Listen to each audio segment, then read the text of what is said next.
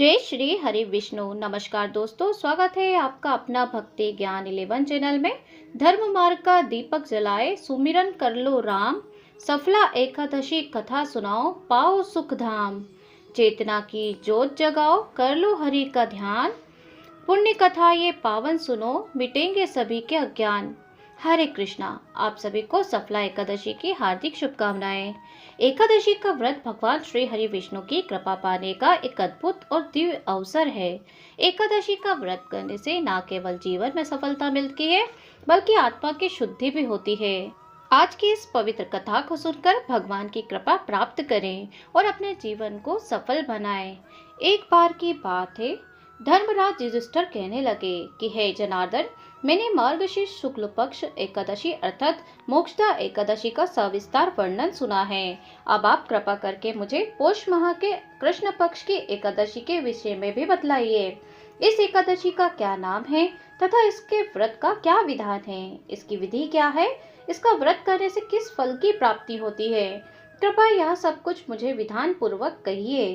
तो भगवान श्री कृष्ण बोलते हैं, पौष माह के कृष्ण पक्ष में आने वाली इस एकादशी को सफला एकादशी कहा जाता है। इस एकादशी के देवता श्री नारायण हैं और विधि पूर्वक इस व्रत को करना चाहिए। जिस प्रकार नागों में शेषनाग, पक्षियों में गरुण, सब ग्रहों में चंद्रमा, यज्ञों में यशोमेध यज्ञ और देवताओं में भगवान श्री विष्णु श्रेष्ठ हैं, उसी तरह सब व्रतों में एकादशी का व्रत श्रेष्ठ है। जो मनुष्य सदैव एकादशी का व्रत करते हैं वो मुझे परम प्रिय हैं। इसका महात्म्य मैं तुमसे कहता हूँ, ध्यान पूर्वक सुनो। भक्त वत्सल भगवान श्री कृष्ण कहने लगे कि धर्मराज, मैंने तुम्हारे स्नेह के कारण तुमसे यह कहता हूँ कि एकादशी व्रत के अतिरिक्त मैं अधिक से अधिक दक्षिणा पाने वाले यज्ञ से भी प्रसन्न नहीं होता हूँ। अतः इसे अत्यंत ही भक्ति और श्रद्धा से युक्त होकर कहें। हे राजन, द्वादशी युक्त पौष कृष्ण एकादशी का महात्म्य तुम एकाग्र चित्र होकर सुनो। भगवान श्री हरि विष्णु का ध्यान करते हुए आज की पावन कथा को हम श्रवण करेंगे। तो बोलिए भगवान श्री हरि विष्णु की जय। चंपावती नगरी में एक महिष्मान नाम का राजा राज्य करता था। उसके 4 पुत्र थे। उन सब में लुम्पक नामा एक बड़ा राजपुत्र महापापी था। वह पापी सदा परस्त्री और वैशाख्य गमन तथा दूसरे बुरे कामों में अपने माता पिता का धन नष्ट किया करता था। सदैव देवता, ब्राह्मण, वैष्णवों की निंदा किया करता था। जब राजा को अपने बड़े पुत्र के ऐसे कुकर्मों का पता चला तो उन्होंने उसे राज्य से निकाल दिया। तब वह विचारने लगा कि कहाँ जाऊं, क्या करूं।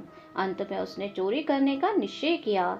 दिन में वह वन में रहता और रात्रि को अपने पिता की नगरी में चोरी करता था तथा प्रजा को तंग करने तथा उन्हें मारने का कुकर्म करता था। कुछ समय पश्चात सारी नगरी भयभीत हो गई और वह वन में रहकर पशु आदि को मारकर खाने लगा। नागरिक और राज्य कर्मचारी उसे पकड़ लेते, किंतु राजा के भय से छोड़ देते थे। वन में एक प्राचीन विशाल पीपल का वृक्ष हुआ करता था। लोग उसकी भगवान के समान पूजा करते थे और उसी वृक्ष के नीचे वह महापापी लुम्पक रहा करता था। इस वन को लोग देवताओं की क्रीड़ा स्थली मानते थे। कुछ समय पश्चात पौष कृष्ण पक्ष की दशमी के दिन वह वस्त्रहीन होने के कारण शीत के चलते सारी रात्रि सो नहीं सका। उसके हाथ पैर अकड़ गए। सूर्योदय होते होते वह मूर्छित हो गया। दूसरे दिन एकादशी को मध्याह्न के समय सूर्य की गर्मी पाकर उसकी मूर्छा दूर हुई। गिरता पड़ता वह भोजन की तलाश में निकला। पशुओं को मारने में वह समर्थ नहीं था, अतः पेड़ों के नीचे गिर हुए फल खाकर उसने अपने उसी पीपल के वृक्ष के नीचे आ गया और सो गया। उस समय तक भगवान सूर्य अस्त हो चुके थे। वृक्ष के नीचे फल खाकर कहने लगा, हे भगवान, अब आपके ही अर्पण है ये फल, आप ही तृप्त हो जाइए। इस रात्रि को दुख के कारण रात्रि को भी नींद नहीं आई। इस उपवास और जागरण से भगवान अत्यंत ही प्रसन्न हो गए और सारे पाप नष्ट हो गए। दूसरे दिन अतः प्रातः एक अति सुंदर घोड़ा उनके सुंदर वस्तुता से सजा हुआ उसके सामने आकर खड़ा हो गया। उसी समय आकाशवाणी हुई कि हे राजपुत्र, श्री नारायण की कृपा से तेरे पाप नष्ट हो गए हैं, अब तू अपने पिता के पास जाकर राज्य प्राप्त कर। ऐसी वाणी सुनकर वह अत्यंत ही प्रसन्न हुआ और दिव्य वस्त्र धारण करके भगवान उसकी आपकी जय हो यह कहकर आगे चला गया। कहकर अपने पिता के पास जाने लगा। उसके पिता ने प्रसन्न होकर उसे समस्त राज्य का भार सौंप दिया और स्वयं वन के रास्ते चल दिए।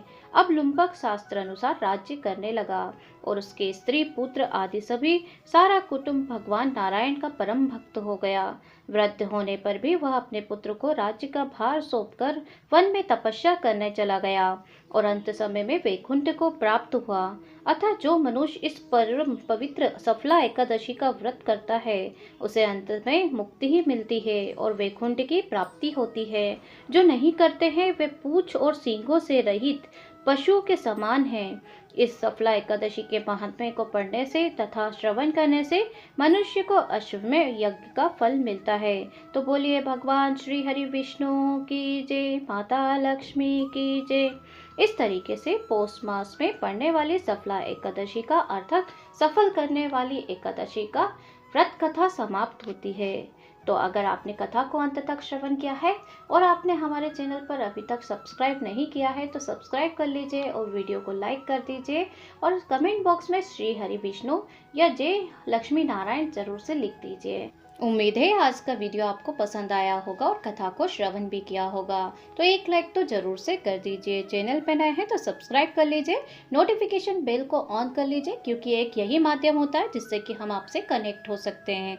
साथ ही अगर आपने हमारे चैनल पर एक बार विजिट नहीं किया है तो विजिट जरूर करिए। हमारे चैनल पे पौष मास कथा अध्याय अर्थात नित्य सुने जाने वाले पौष मास की कथाएं अध्याय सब अपलोडेड है वीडियो, तो एक बार जरूर से सुन लीजिए और हमारे चैनल पे आने वाले वीडियो की जानकारी के लिए नोटिफिकेशन बेल को ऑन कर लीजिए। मिलती हूँ नेक्स्ट वीडियो के साथ, तब तक के लिए जय श्री हरि विष्णु, जय लक्ष्मी नारायण।